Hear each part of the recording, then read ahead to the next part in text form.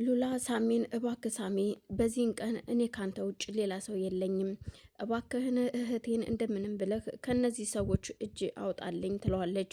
ሳሚ ግዴለሽም ተረጋጊ ሉላ ተረጋጊ፣ ምንም ችግር የለውም እንኳን ያለችበት ቦታ ታወቀ እንጂ ሁሉንም ነገር ለእኔ ተይው ይላታል። እርግጠኛ ነህ ሳሚ እኔ ልመንህ፣ አንተ እህቴን ታመጣልኛለህ? ምንም ነገር አይደለም የምንፈልገው አሁን ላይ ንብረቱም ሀብቱም ምንም ማለት አይደለም። እኔ እህቴ ብቻ ነች ለእኔ ንብረቴ። እባክህን ስትል እግሩ ስር ወርቃ ስታለቅስ የእውነት እመኝኝ ነው ምልሽ፣ ከዚህ በኋላ ያለችበትን ስላወቅኩኝ ስለተነገረኝ እርግጠኛ ከሆነ ያየሹ ቪዲዮ ምንም ችግር የለውም ለእኔ ተይው፣ ሁሉን ነገር አመጣታለሁ እኔ ቤዛን ይላታል። እሺ በቃ አምኜሃለሁ፣ ከዚህ በኋላ ሌላ ሰው አልጠይቅም ስትለው ማንም አትጠይቂ፣ ሲጀመር ማንንስ ትጠይቂያለሽ? ሱራፌልም ራሱ የሮቤል ተባባሪ ነው። እናም ተረጋጊ፣ አንቺ ራስሽን አረጋጊ፣ ሂጂ በቃ ወደ ቤትሽ ይላታል። እሷም እሺ ትልና ወደ ቤት ስትሄድ እሱ ደግሞ ሮቤል ያለችበትን አሳየኝ፣ የት ነው ያለችው? ከአንተ ሆስፒታል እንዳለች ሰምቻለሁ አንተ የምትሰራበት ጋር ሲለው ምንም ቢሆን ነፍሴን ትወጣለች እንጂ ቤዛ የት እንዳለች አልናገርም ይለዋል። እይውልህ አንተ እጅህን አጥቼ ለነገሩ ባለፈው መግደል ነበረብኝ፣ አንተን ህይወትህ መጥፋት ነበረብህ፣ ጀምሬ መተው አልነበረብኝም። ግን ሳሚ መነኝ፣ እውነቴን ነው አንተን እምገልሃለሁ ይለዋል። እዩልህ እኔን ነው የምትገለኝ? እያቸው ቀኝ ዙሪያህን የተከበቡህ እነማን እንደሆኑ እያቸው። ብቻዬን ሁኝ አይደለም እኔ አንተን የምፋለምህ አውቃለሁ፣ ብቻዬን ሁኜ አንተን እንደማልፋለምህ አውቃለሁኝ። ግን ደግሞ አሁን ላይ ግን እችላለሁ አሉኝ ሲለው ሱራፌልም ሮቤልም ዞር ዞር ብሎ ሲያይ እውነትም የሳሚ ሰዎች ዙሪያውን ከበውታል።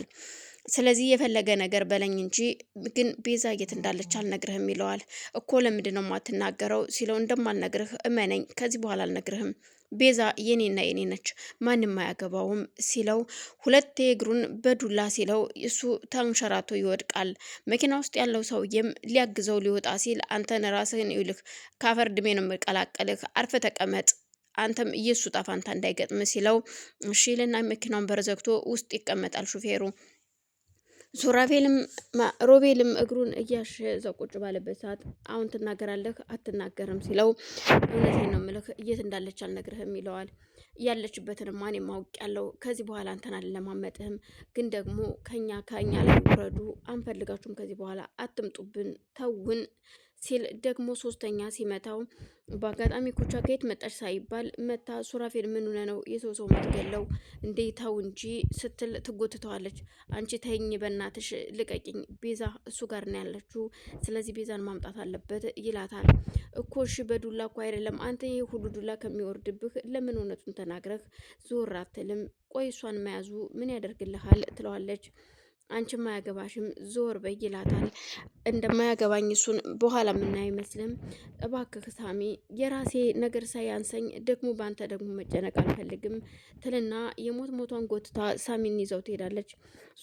ሮቤል እመነኝ፣ እውነቴን ነው የምልህ፣ ዛሬ ባልፍህ ነገ አላልፍህም፣ እገልሃለሁ ይለዋል።